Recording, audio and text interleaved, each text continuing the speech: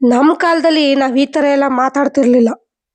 ನಾನು ಯಾವ ಮಾತನ್ನು ನೀವು ಸರಿಯಾಗಿ ಅರ್ಥನೇ ಮಾಡ್ಕೊಳಲ್ಲ.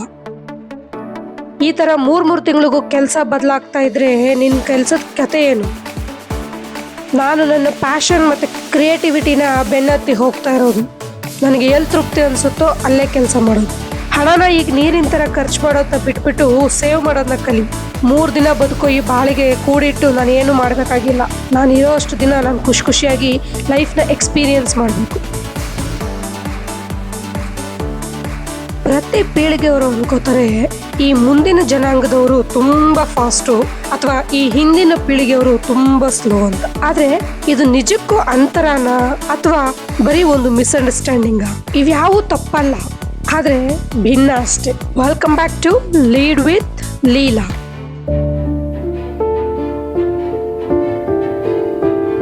ಪ್ರತಿ ಕುಟುಂಬದಲ್ಲೂ ಕಾಮನ್ ಆಗಿರುವಂಥ ಒಂದು ಸಮಸ್ಯೆ ಅಂದ್ರೆ ಈ ಜನರೇಷನ್ ಗ್ಯಾಪ್. ಜನರೇಷನ್ ಗ್ಯಾಪ್ ಅಂದ್ರೆ difference in opinions, values and ways of thinking between people of different age groups. ನಮ್ಮ ತಂದೆ ತಾಯಿಗಳು ಬೇರೆನೆ ಪ್ರಪಂಚದಲ್ಲಿದ್ರು ಮತ್ತು ಅವರು ಬೆಳೆದು ಬಂದಂಥ ರೀತಿ ನೀತಿ ಪ್ರತಿಯೊಂದು ಬೇರೆನೆ ಇತ್ತು. ಆದ್ರೆ ನಾವು ಬೆಳೆದು ಬಂದಿರೋ ರೀತಿಗೂ ಅಥವಾ ನಮ್ಮ ಮುಂದಿನ ಪೀಳಿಗೆಯವರು ಬೆಳೀತಾ ಇರೋ ರೀತಿಗೂ ಅಜಗಜಾಂತರ ವ್ಯತ್ಯಾಸ ಇದೆ, ಹೌದಾ ಇಲ್ವಾ? ಅಂಡ್ ಈ ಡಿಫ್ರೆನ್ಸಸ್ಸೇ ಕನ್ಫ್ಯೂಷನ್ಸ್ನ, ಆರ್ಗ್ಯುಮೆಂಟ್ಸ್ನ ಅಂಡ್ ಸಮ್ಟೈಮ್ಸ್ ಡಿಸ್ಟೆನ್ಸ್ನ ಕ್ರಿಯೇಟ್ ಮಾಡ್ತಾ ಇರೋದು. ಹಾಗಾದ್ರೆ ಈ ಜನರೇಷನ್ ಗ್ಯಾಪ್ ಯಾಕಾಗಿ ಹುಟ್ಕೊಳ್ಳುತ್ತೆ? ಯಾಕೆ ಇದು ಕ್ರಿಯೇಟ್ ಆಗ್ತಾ ಹೋಗುತ್ತೆ ಫ್ಯಾಮಿಲೀಸ್ ಮಧ್ಯೆ? ಮುಖ್ಯವಾಗಿ ಹೇಳೋದಾದ್ರೆ ಸ್ನೇಹಿತರೆ, 3 ಮುಖ್ಯ ಕಾರಣಗಳಿದೆ ಈ ಜನರೇಷನ್ ಗ್ಯಾಪ್ಗೆ. ಮೊದಲನೇದು ಟೆಕ್ನಾಲಜಿ. ಇವತ್ತಿನ ಟೆಕ್ನಾಲಜಿ ಎಷ್ಟು ಸ್ಪೀಡಾಗಿ ಆವರಿಸ್ಕೊತಾ ಹೋಗ್ತಾ ಇದೆ ಅಂತಂದ್ರೆ, ಇವತ್ತು ನಾವು ಸಾಮಾನ್ಯವಾಗಿ ಜೀವಿಸೋದನ್ನ ಬಿಟ್ಬಿಟ್ಟು ರೋಬೋಟ್ಸ್ಗಳಂತೆ ಬದುಕ್ತಾ ಇದೀವಿ ಅಂದ್ರೆ ಖಂಡಿತವಾಗ್ಲೂ ತಪ್ಪಲ್ಲ. ನಮ್ಮ ಹಿರಿಯರು ಪುಸ್ತಕಗಳ ಮೂಲಕ ಓದಿದ್ರೆ ನಾವು ಗೂಗಲ್ ಮೂಲಕ ಓದ್ಕೋತಾ ಇದೀವಿ. ಅಂಡ್ ಅವತ್ತಿನ ಕಾಲದಲ್ಲಿ ಔಟ್ಡೋರ್ ಗೇಮ್ಸ್ ಆಡ್ಕೊಂಡು ಬೆಳೆದ್ರೆ ಇವತ್ತಿನ ಮಕ್ಕಳು ಆನ್ಲೈನ್ ಗೇಮ್ಸ್ ಆಡ್ಕೊಂಡು ಬೆಳೀತಾ ಇದ್ದಾರೆ. ಅಂಡ್ ಆಬ್ವಿಯಸ್ಲಿ ಈ ಟೆಕ್ನಾಲಜಿಕಲ್ ಇಂಪ್ಯಾಕ್ಟು ಲೈಫ್ ಸ್ಟೈಲ್ಸ್ನ ಕೂಡ ಚೇಂಜ್ ಮಾಡಿದೆ ಅಂಡ್ ಥಿಂಕಿಂಗ್ ಪ್ಯಾಟರ್ನ್ಸ್ನ ಕೂಡ ಚೇಂಜ್ ಮಾಡಿದೆ. ಇನ್ನು ಎರಡನೇ ಮುಖ್ಯ ಕಾರಣ ನೋಡೋದಾದ್ರೆ ಲೈಫ್ ಎಕ್ಸ್ಪೀರಿಯನ್ಸಸ್. ನಮ್ಮ ಹಿಂದಿನ ಪೀಳಿಗೆಯವರು ತುಂಬಾನೇ ಕಷ್ಟಪಟ್ಟಿದ್ರು ಮತ್ತೆ ಸ್ಟೆಬಿಲಿಟಿಗೋಸ್ಕರ ಬಹಳನೇ ಒದ್ದಾಡಿದ್ರು ಅಂಡ್ ತುಂಬಾನೇ ಡಿಸಿಪ್ಲಿನ್ಡ್ ಆಗಿದ್ರು.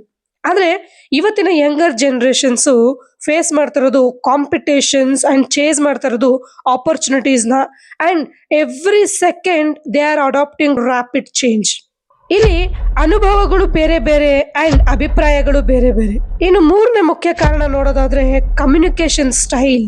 ನಮ್ಮ ಪೇರೆಂಟ್ಸು ಅಥವಾ ನಮ್ಮ ಹಿಂದಿನ ಪೀಳಿಗೆಯವರೆಲ್ಲ ಫಾರ್ಮಾಲಿಟೀಸ್ ಅಂಡ್ ರೆಸ್ಪೆಕ್ಟ್ನ ಎಕ್ಸ್ಪೆಕ್ಟ್ ಮಾಡ್ತಾರೆ. ಮಾತಾಡ್ಬೇಕಾದ್ರೆ ಗೌರವ ತೋರಿಸಿಲ್ಲ ಅಂದ್ರೆ ಅವ್ರಿಗೆ ಎಲ್ಲಿಲ್ಲದ ಕೋಪ ಬರುತ್ತೆ.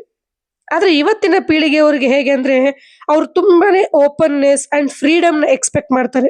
ಇವತ್ತಿನ ಜನರೇಷನ್ಸ್ ಹೇಗಾಗೋಗಿದೆ ಅಂದ್ರೆ ಬನ್ನಿ ಹೋಗಿ ಅಂತಂದ್ರೆ ಓ ಯಾರೋ ಇವರು ಓಬಿರೈನ್ ಕಾಲದವರು ಅಂದ್ಬಿಟ್ಟು ಹೇ ಡ್ಯೂಡ್ ಕಮಾನ್ ಬ್ರೋ ಅನ್ನೋ ಲ್ಯಾಂಗ್ವೇಜ್ನ ಯೂಸ್ ಮಾಡ್ತಾ ಇದ್ದಾರೆ.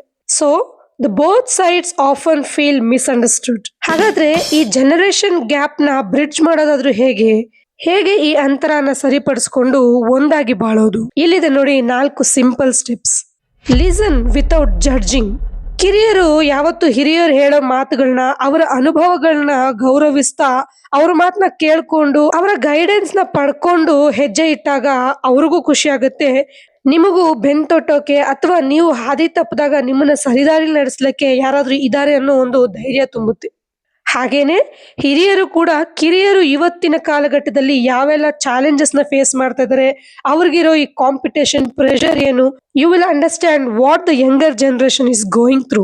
ಇನ್ನು ಎರಡನೇ ಸಿಂಪಲ್ ಟೆಕ್ನಿಕ್ ಅಂದ್ರೆ ಕಮ್ಯುನಿಕೇಟ್ ಕ್ಲಿಯರ್ಲಿ. ಕೇವಲ ಕಿರ್ಚಾಡೋದ್ರಿಂದ ಕೂಗಾಡೋದ್ರಿಂದ ಯಾವ ಪ್ರಯೋಜನನೂ ಇಲ್ಲ ಸ್ನೇಹಿತರೆ. ಕೂತು ಮಾತಾಡಿದಾಗ ಎಲ್ಲ ಸಮಸ್ಯೆಗಳಿಗೂ ಪರಿಹಾರ ಸಿಕ್ಕೇ ಸಿಗುತ್ತೆ. Instead of shouting, choose conversation and ನಿಮ್ಮ ಭಾವನೆನ ತಾಳ್ಮೆಯಿಂದ ಸಹನೆಯಿಂದ ವ್ಯಕ್ತಪಡಿಸಿ ಅಂಡ್ ಎದುರುಗಡೆ ಇರೋರ್ಗೂ ಕೇಳಬೇಕು ಅಂತ ಅನ್ಸುತ್ತೆ. ಒಂದ್ಸಲ ಕೇಳದೆ ಇರ್ಬೋದು, 2 ಸಲ ಕೇಳದೆ ಇರ್ಬೋದು, ಆದ್ರೆ ನೀವು ಸಮಾಧಾನವಾಗಿ ಹೇಳಕ್ ಪ್ರಯತ್ನ ಪಟ್ರೆ ಖಂಡಿತವಾಗ್ಲೂ ಆ ಕಡೆ ಇರೋರು ಕೇಳಕ್ ಪ್ರಯತ್ನ ಮಾಡೇ ಮಾಡ್ತಾರೆ. And third simple technique is understand the change. ಸ್ನೇಹಿತರೆ, ಸಮಯ ಅನ್ನೋದು ಪ್ರತಿಯೊಂದನ್ನು ಬದಲಾಯಿಸ್ಬಿಡುತ್ತೆ, ಎಲ್ಲವನ್ನು ಬದಲಾಯಿಸುವಂಥದ್ದು. ಕಲ್ಚರ್, ವರ್ಕ್, ಲೈಫ್ ಸ್ಟೈಲ್ ಪ್ರತಿಯೊಂದು ಟೈಮಿಗೆ ತಕ್ಕಂತೆ ಬದಲಾಗ್ತಾನೆ ಹೋಗ್ತಾ ಇದೆ. 80s ಅಲ್ಲಿ ಇದ್ದಂಗೆ 90s ಅಲ್ಲಿ ಇರಕ್ಕಾಗಲ್ಲ, 90s ಅಲ್ಲಿ ಇದ್ದಂಗೆ 2K ಅಲ್ಲಿ ಇರಕ್ಕಾಗಲ್ಲ, ಅಂಡ್ 2010 ಅಲ್ಲಿ ಇದ್ದ ತರ 2025 ಅಲ್ಲಿ ನಾವ್ಯಾರೂ ಇಲ್ಲ. ಸೊ ಸಮಯ ಬದಲಾದಂತೆ ಕಾಲ ಬದಲಾಗುತ್ತೆ ಅನ್ನೋ ಸತ್ಯನ ಅರ್ಥ ಮಾಡ್ಕೊಂಡ್ರೆ ಖಂಡಿತವಾಗ್ಲೂ ಈ ಜನರೇಷನ್ ಗ್ಯಾಪ್ ಅನ್ನೋದು ತುಂಬಾನೇ ಕಡಿಮೆ ಆಗೋಗುತ್ತೆ. ಇನ್ನು ಕೊನೆಯ ಟೆಕ್ನಿಕ್ ಏನಂದ್ರೆ ಫೈಂಡ್ ಮಿಡಲ್ ಪಾತ್. ಒಬ್ರು ಆ ತುದಿಲಿ ಮತ್ತೊಬ್ರು ಈ ತುದಿಲಿ ನಿಂತ್ಕೊಂಡು ಅವ್ರ ಬಗ್ಲಿ ಇವ್ರ ಬಗ್ಲಿ ಅಂತ ನಿಂತ್ಕೊಂಡಿದ್ರೆ ಖಂಡಿತವಾಗ್ಲೂ ಆಗಲ್ಲ. ಅವರು 2 ಹೆಜ್ಜೆ ಹತ್ರ ಬರ್ಬೇಕು, ನೀವು 2 ಹೆಜ್ಜೆ ಹತ್ರ ಹೋಗ್ಬೇಕು. ಆಗ ಇಬ್ಬರು ಸಮಾನವಾಗಿ ಬಗ್ಗದಾಗ ಅಥವಾ ಒಬ್ರಿಗೊಬ್ರು ಸೋತಾಗ ಮಾತ್ರನೇ ಅಲ್ಲಿ ಆ ಗ್ಯಾಪ್ ಬ್ರಿಡ್ಜ್ ಆಗೋದು. ಯಂಗರ್ ಜನರೇಷನ್ ಟ್ರೆಡಿಷನ್ ನ ಫಾಲೋ ಮಾಡೋದಾಗಿರ್ಬೋದು, ಅಥವಾ ಪೇರೆಂಟ್ಸ್ ಮಾಡರ್ನ್ ಸೊಸೈಟಿಗೆ ಅಥವಾ ಮಾಡರ್ನ್ ಚಾಯ್ಸಸ್ಗೆ ಸಪೋರ್ಟ್ ಮಾಡೋಂಥದ್ದಾಗಿರ್ಬೋದು.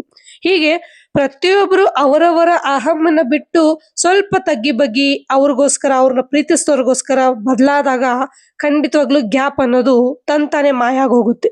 ಕೊನೆಯದಾಗಿ ಸ್ನೇಹಿತರೆ, ಎಷ್ಟೇ ಸಮಯ ಕಳೆದ್ರೂ ಈ ಸಮಯ ಕಳೆದು ಮತ್ತೊಂದು ಸಮಯ ಹುಟ್ಟೇ ಹುಟ್ಟುತ್ತೆ. ಈ ಜನರೇಷನ್ ಅಳಿದು ಮತ್ತೊಂದು ಹೊಸ ಜನರೇಷನ್ ಹುಟ್ಟಲೇಬೇಕು. ಅದೇ ಪ್ರಕೃತಿ ನಿಯಮ. ರಾಮಾಯಣದಲ್ಲಿದ್ದಂಥ ಸ್ಥಿತಿಗತಿಗಳು ಮಹಾಭಾರತದಲ್ಲಿ ಇರಲಿಲ್ಲ, ಅಂಡ್ ಮಹಾಭಾರತದಲ್ಲಿದ್ದಂಥ ಸ್ಥಿತಿ ಖಂಡಿತವಾಗ್ಲೂ ಕಲಿಯುಗದಲ್ಲಿ ಇರಲಿಲ್ಲ. ಯುಗಗಳಿಂದನೂ ಈ ಬದಲಾವಣೆ ಅನ್ನೋದು ಇನ್ಎವಿಟಬಲ್. ನಮ್ಮ ತಾತಂದ್ರಿದ್ದ ಹಾಗೆ ನಮ್ಮ ಅಪ್ಪಂದ್ರಿಲ್ಲ, ನಮ್ಮ ಅಪ್ಪಂದ್ರಿದ್ದಂಗೆ ನಾವಿಲ್ಲ, ಅಂಡ್ ನಾವಿದ್ದಂಗೆ ಖಂಡಿತ ನಮ್ಮ ಮಕ್ಳಿರಲ್ಲ. ಈ ಒಂದು ಸತ್ಯನ ಅರ್ಥ ಮಾಡ್ಕೊಂಡ್ರೆ ಎಲ್ಲರ ಜೀವನದಲ್ಲೂ ಜನರೇಷನ್ ಗ್ಯಾಪ್ ಅನ್ನೋ ಒಂದು ಸಮಸ್ಯೆ ಖಂಡಿತವಾಗ್ಲೂ ಇರೋಲ್ಲ. ಈ ಜನರೇಷನ್ ಗ್ಯಾಪ್ ಕೊನೆವರೆಗೂ ಇದ್ದೇ ಇರುತ್ತೆ. It will always exist.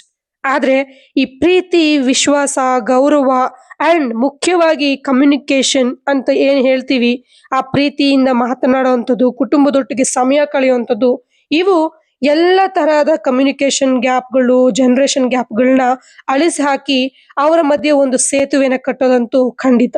And remember, we don't need to think the same. We just need to understand each other. And if you found this video meaningful, hit the like button, share it with your friends, and don't forget to subscribe for more such powerful content. See you in the next video.